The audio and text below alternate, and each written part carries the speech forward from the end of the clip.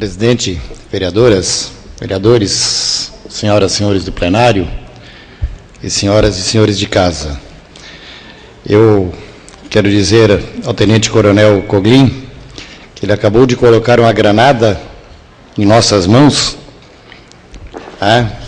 e que nós vamos ter que dar um jeito de resolver o que fazer, Zeca Bombeiro, com esta granada que já está destravada.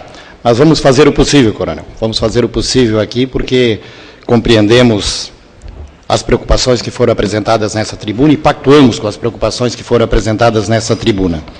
E, na minha condição de membro da Comissão de Constituição e de advogado nesta casa, vou procurar dar as contribuições possíveis, no sentido de que a transparência e a ética da ação dos nossos mandatos seja efetivamente praticada para o além do discurso nessa tribuna. E falo isso, vereador Vânio, e hoje com tristeza, porque eu vou encerrar a quinta-feira hoje, sem conseguir dar na Câmara de Vereadores de Blumenau encaminhamento para mais uma contravenção que tomei conhecimento e que infelizmente trouxe ao conhecimento desta casa, e esta casa, por sua ampla maioria, mais uma vez silenciou.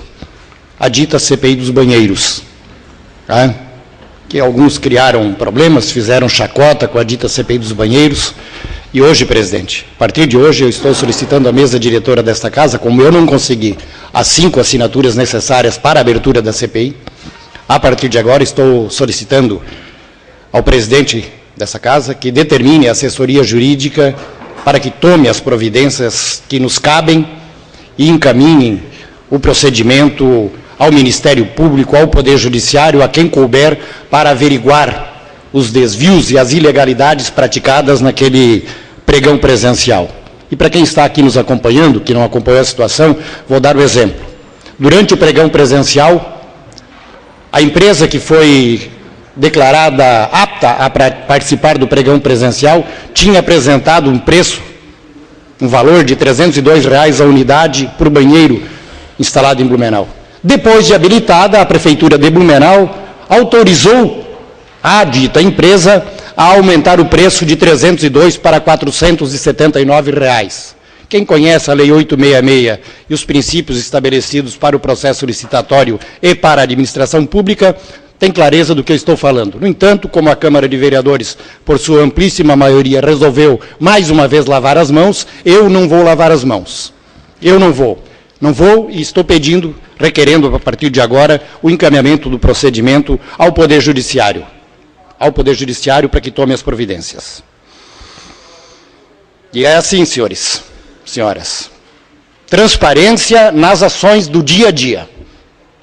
E aí quero pedir, coronel, a todos, tem que cobrar transparência na ação de quem é servidor público, transparência nas ações de quem é eleito para cumprir suas atribuições fiscalizatórias também. Tem que cobrar e temos que continuar cobrando, e espero que a nossa população faça isto, porque eu não quero cansar, mas se eu fosse colocar aqui as outras possibilidades, dificuldades que tenho encontrado nesta casa, seriam muito grandes.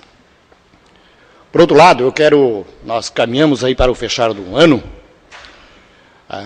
quero saudar de uma forma especial os nossos alunos de Direito que estão presentes hoje, e dizer, senhoras e senhores, que eu tenho ouvido falar muito aqui, dentro da lógica do senso comum, coronel, dentro da lógica do senso comum, a reforma tributária no Brasil não sai, a reforma tributária no Brasil não sai, nós queremos a reforma tributária, e aí eu pergunto e vou perguntar para aqueles que falam da reforma tributária.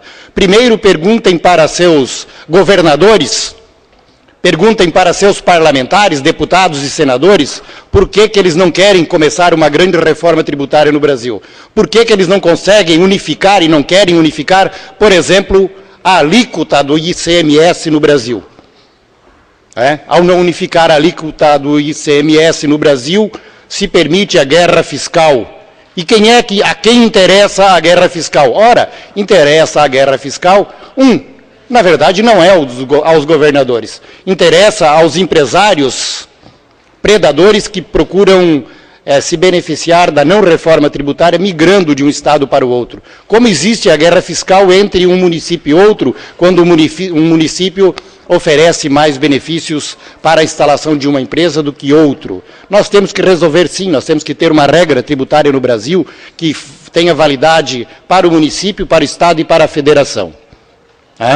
E aí, quando falam aqui na história das reformas dos tributos, eu pergunto, é difícil chegar a esse número, chegar ao número exato. Sabem quantos tributos ou quantas taxas e impostos nós temos com natureza de tributo no Brasil? O número exato ninguém pode dar. A OAB dá um número, os contadores dão outro, varia entre 74 e 85 tributos no Brasil. Vamos trabalhar com o número 80. Qual foi o último tributo criado no Brasil?